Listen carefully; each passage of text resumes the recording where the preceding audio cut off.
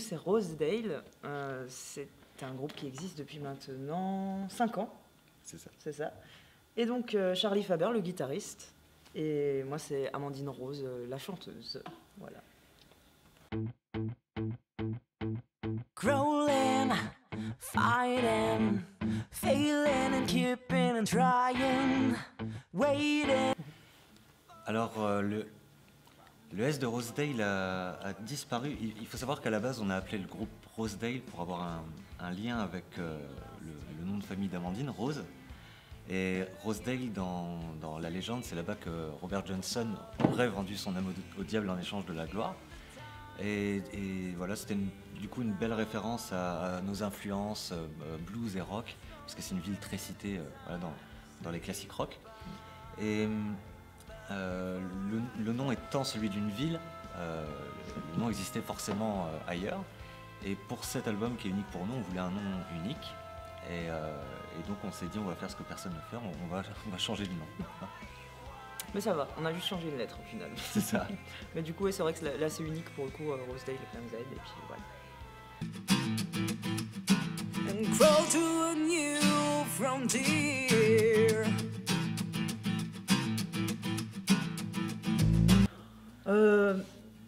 Bah écoute, au café le matin, non, la passion, je pense. C'est vraiment la passion. Et en fait, vu qu'on habite ensemble, qu'on vit ensemble, pour être honnête, je crois qu'on mange et on boit Rosedale du matin au soir. C'est vraiment... on peut pas passer une journée, vraiment, même pas une heure, je crois, sans qu'on parle de quelque chose qui concerne Rosedale. Et je crois que c'est vraiment la passion, en fait, qui fait que bah, on a envie d'avancer, et puis de créer, enfin voilà. Je pense que c'est ça. Il y a ça, et puis il y a aussi eu quand même une année exceptionnelle en 2020 oui, ouais. Qui nous a, j'allais dire heureusement et malheureusement à la fois laissé beaucoup de temps pour écrire, plus que jamais.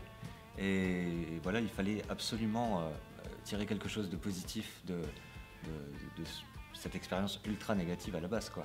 Ouais, et puis heureusement qu'il y avait Féfé, ouais. Ouais. Notre manager pour la et producteur de l'album, ouais. Baladin Tour Production. Pour la petite histoire, il nous a appelé au début du confinement en nous disant qu'on avait 70 concerts annulés. Et il nous a appelé en disant est-ce que ça vous intéresserait que je produise votre prochain album, parce que moi ça me brancherait bien. Donc évidemment on a sauté sur l'occasion et il nous a dit voilà au boulot, c'est parti. Et puis c'était une lueur d'espoir aussi dans cette période où bah, comme tout le monde ça a été compliqué de voir tout s'annuler. On avait un objectif au moins. C'est ça. Voilà. Street lights turning on.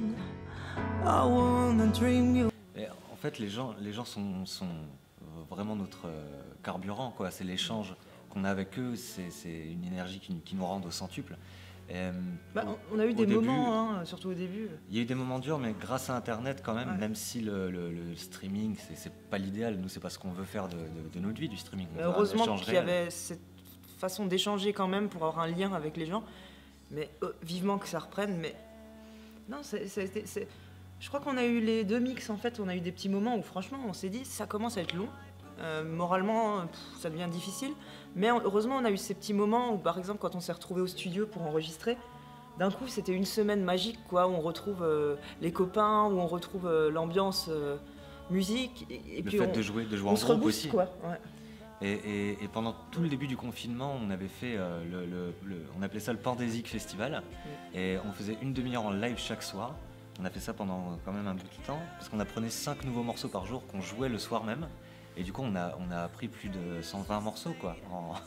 Donc voilà, on a eu le temps de s'occuper comme ça, mais on voulait justement offrir ça aux gens. On a eu tellement de retours aussi, hein, suite à ça, de gens qu'on voit encore maintenant, qui nous remercient d'avoir fait ça, alors que nous, on les remercie de nous avoir suivis. Et même à l'époque, hein, tu te rappelles quand tout était à flux tendu, on recevait des messages de personnel soignant, d'ambulanciers, etc., qui regardaient en différé, et c'était pour eux leur divertissement du soir, quoi, voilà, en rentrant de l'hôpital. Donc c'est forcément motivant, et voilà, quoi. There's so much you'll have to face, but somewhere in the mess, there's En fait, c'est vraiment ce qu'on s'est toujours dit depuis le début avec Charlie, c'est qu'on ferait toujours ce qu'on a envie de faire en espérant que ça plaise et pas faire ce qu'on attend de nous forcément en se disant de toute façon ça va leur plaire, c'est bon. On a envie d'être authentique et sincère et de faire de la musique qu'on a vraiment voulu faire à ce moment. Et là, à ce moment, on avait vraiment envie de faire ça. Et puis voilà, je crois qu'on s'est... Et il y a aussi effectivement cette période de confinement qui a changé les choses en matière de composition. Ouais. Parce que vu qu'on a beaucoup plus travaillé justement à deux en acoustique, à la maison, c'était forcément une approche différente. Ouais. Et on dit toujours qu'un bon morceau, c'est un morceau qu'on retrouve même en guitare-chant ou piano-chant. Et du coup, on a vraiment voulu écrire des chansons, quoi. Le travail était plus poussé sur les mélodies, sur la recherche des accords, sur les harmonies, toutes ces choses-là. Et je pense que la couleur vient aussi en partie de ça. Et pour répondre à la question sur Cognac, c'est un festival, ça s'appelle Cognac Blues Passion, mais qui est quand même très ouvert. Et leur ligne directrice à eux, c'est de faire passer des musiques qui sont influencées ou marquées par le blues. Mais à Cognac, il y a autant des artistes comme M, Francis Cabrel qui joue, Simple Minds, ouais. Voilà. Enfin, c'est vraiment quand même très large, quoi. Voilà. It's burning, it's burning. Pour Louis Bertignac, évidemment, on aime beaucoup ce qu'il fait. C'est Téléphone et lui-même sont des influences majeures dans le rock français. Et il se trouve qu'on a la chance que notre manager s'occupe aussi de Louis. Et il a fait écouter justement à Louis des démos, des morceaux qu'allait être le nouvel album, voilà, des maquettes, quand on était en train de travailler dessus. Et Louis a beaucoup aimé. Et du coup, voilà, il n'a pas hésité une seconde quand on lui a proposé de faire un solo sur ce morceau-là. On pensait à lui en plus avec la couleur du titre sur lequel il joue, Burning, voilà, ça collait bien à ce qu'il est, quoi. Et voilà, visiblement c'était le bon morceau parce que ça a marché vraiment tout de suite. Voilà, c'était une évidence, quoi, vraiment. Donc c'est une vraie fierté. Et Kali, on s'est retrouvés ensemble à Tahiti, parce qu'on avait un festival, on devait jouer sur un festival. Et donc évidemment on connaissait Kali, mais on s'était jamais rencontrés. Et alors, déjà on s'est pris une belle tarte dans la figure. Quand on l'a vu sur scène, c'était vraiment génial. Et humainement, alors là, on a craqué totalement aussi, parce que c'est quelqu'un qui... Je le dis à chaque fois et c'est tellement vrai, il est comme on le voit en fait. C'est pas du tout un personnage, c'est quelqu'un qui est comme vrai, quoi. D'une gentillesse dingue. Et pour cet album, quand on avait la mélodie de chant, on avait la musique, j'avais fait un petit yaourt, il me semble, sur la maquette. Ouais. Et on s'était dit, on avait essayé un truc en anglais, on s'est dit pourquoi pas essayer en français. Et tous les deux, on a pensé en fait à Kali. On lui a envoyé. Et évidemment, il fallait qu'il ait envie de faire quelque chose. Il a dit oui. Et on lui a juste donné un thème, l'amour. Ouais, une chanson d'amour, très, quoi. Mais pas, on voulait pas faire un truc niais, quoi, surtout. Ouais. Et puis voilà, il nous a renvoyé le texte et puis on a tout de suite aimé. Et puis voilà, c'est parti comme ça.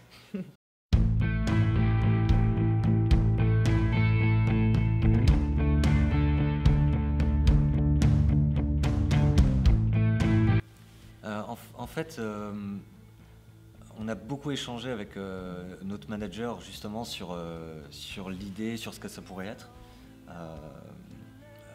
Pour le coup, notre manager a apporté pas mal d'idées là-dessus. En fait, on était dans l'esprit de Ghost for You. On s'est dit il faut qu'on le prenne au premier degré, alors que c'est évidemment du second degré dans la chanson. On s'est dit avec Ghost, il faut faire un truc de fantôme et pour ça, il faut un château, quoi. Donc c'est vraiment venu de là, et après c'est voilà, le travail justement avec le réalisateur qui scénarise aussi, qui propose des idées, qu'on refuse, on accepte, on se met d'accord. Enfin, c'est une longue préparation avant le tournage, quoi. Et l'expérience en elle-même était intense. I know it's been too long. once we truly got alone. Bah, moi, c'est toujours ultra touchant pour moi d'entendre ça parce que je suis très fan de Bessart. C'est vraiment pour moi, waouh, j'aime sa voix, j'aime sa musique, j'aime ce qu'elle est. Enfin, voilà, donc forcément, ça me touche. Même si moi, j'entends pas vraiment ça, mais ça me fait plaisir, on va dire. C'est super cool, quoi. Mais c'est vraiment quelqu'un que j'écoute beaucoup et je pense peut-être, mais j'ai jamais cherché à imiter quoi que ce soit, mais c'est vrai que forcément, quand on écoute beaucoup un artiste, il y a de l'inspiration, on va ressortir des choses qu'on entend beaucoup. Après, je sais pas quoi dire. J'ai toujours du mal à avoir du recul sur moi-même, donc franchement, je saurais pas dire. T'as quand même. Je comprends le côté aussi quand tu parles de Janis, parce que t'as écouté beaucoup de rock quand même. Oui. Ouais. Mais après, je crois que je me pose pas la question, je laisse sortir, quoi. Voilà, en gros. Wish I could find the words to make you smile again. Kiss your cheek and hold your... Complètement. Alors, en fait, déjà merci, ça me touche. Parce que Gary Moore, c'est quand même une sacrée référence dans le monde de la guitare et du rock aussi en général. Gary Moore, c'est une influence, c'est sûr et certain. Je l'ai beaucoup écouté, comme j'ai beaucoup écouté d'autres. C'est sûrement pas le guitariste que j'ai le plus écouté. Mais pour moi, s'il y en avait un, c'est Jimmy Page. Pour moi, déjà, c'est Led Zeppelin qui m'a donné envie de faire de la guitare, du coup. Et je sais pas, en matière de création, en matière de ce qu'il a amené à la musique, ce qu'il a amené au son aussi, à la façon de faire le... Voilà, pour moi, il représente le rock, quoi, ce mec-là, lui tout seul. Comme Hendrix aussi, tout le temps des idées nouvelles, des envies de pousser les choses plus loin.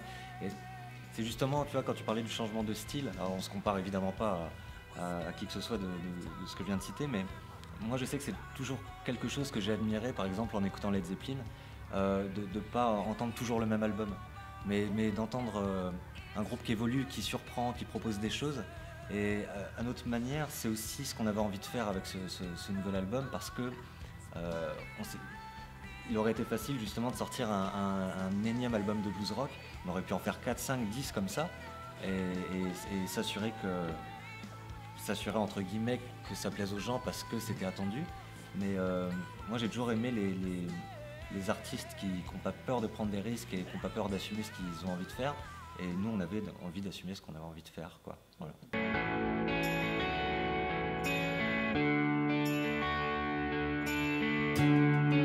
The sun comes up down the avenue. Bah, elle a entendu le single, la fanbase Ghost for You, qui a été vraiment, vraiment bien reçu. On n'a rien vu de... En fait, je crois que les gens sont beaucoup plus ouverts qu'on ne le pense. Parce que je crois pas que les gens se demandent vraiment est-ce que c'est blues, est-ce que c'est rock, Moi, je pense qu'ils écoutent si la musique leur plaît. Ça leur plaît, ils cherchent pas plus loin que ça, quoi. Et ils ont raison. C'est pas grave d'écouter tel ou tel style, au final. Voilà, c'est la seule question qu'il faut se poser, c'est est-ce que ça nous fait ressentir quelque chose de positif ou pas, quoi. She used to be so understanding. They couldn't count the times when words went. Je crois que ce qu'on cherche, c'est un grand mot. Ce qui est certain, c'est que vu que l'album est plus rock, c'est forcément la musique forcément plus populaire que le blues en soi.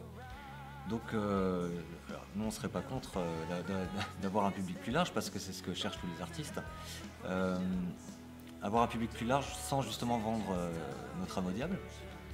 Ce qu'on espère, c'est que c'est que les gens vont ressentir quelque chose de positif. En tout cas, on a fait quelque chose, encore une fois, d'honnête, que nous on ressentait, et on espère qu'ils vont nous suivre là-dessus. Voilà, on le voit vraiment comme une évolution, mais l'objectif premier, c'est évidemment de le jouer sur scène. Et voilà, surtout de rejouer sur scène. Là. Ça nous démange depuis. Ah, oui.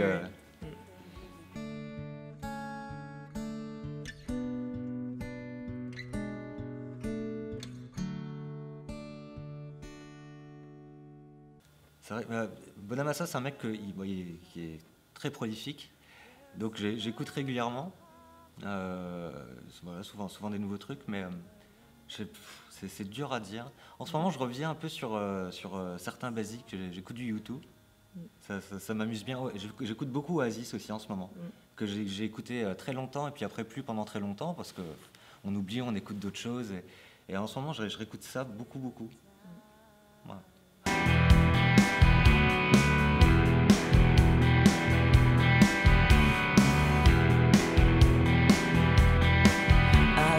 Il y a l'Allemagne, Ouais. déjà. En septembre. En septembre, et après j'ai envie de dire, il faut aussi voir l'état des frontières au C'est bout ça, d'un moment, quoi. On y va un peu à tâtons parce Ouais. que malheureusement, on ne sait pas ce que va être la situation avec l'étranger, les passages de frontières. Avant la Covid, en 2019, on avait fait 9 pays, je crois. Ouais. Donc là, c'est vrai que tant qu'on, comme tout le monde, tant qu'on ne saura pas ce que ça va donner au niveau des frontières, c'est un peu... Il va à tâtons, comme tu dis. Mais quelque chose est prévu en tout cas. Ouais.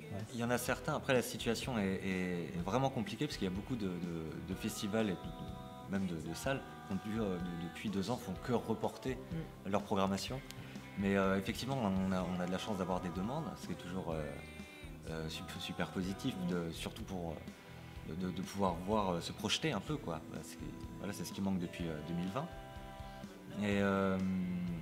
Et à l'étranger aussi, d'ailleurs. Mais je crois que tout le monde Voilà, est encore un peu, on le sent que tout le monde est encore un peu en attente de ce qui va se passer, quoi. D'être sûr que tout se développe comme il faut, tout ça, quoi. C'est vraiment un ressenti assez général, quoi. Ouais. Et surtout à l'étranger, forcément, par rapport aux frontières. Là, on est vraiment content parce que normalement, donc si tout va bien, on reprend les concerts cet été. Donc en juillet, ça sera à Cognac. Et où on a eu la chance justement d'avoir le prix Cognac Passion 2020, mais qui a été remis donc en 2021, vu que 2020 il s'est rien passé. Et on prendra une tournée en octobre. Ouais, on fait une grosse tournée nationale, toutes les grosses villes de France, dont une date parisienne le 23 octobre à la Maroquinerie. Take it slow.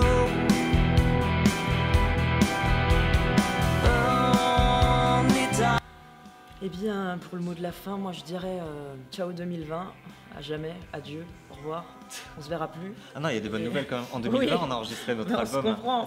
Et puis vivement les concerts et les gens, il faut y aller encore plus qu'avant, quoi. Et on compte sur vous pour nous suivre sur notre site rosedale.com, sur les réseaux. Il y a tous les liens. Et voilà, c'est important aussi, justement, pour garder le contact encore plus comme nous l'a prouvé 2020.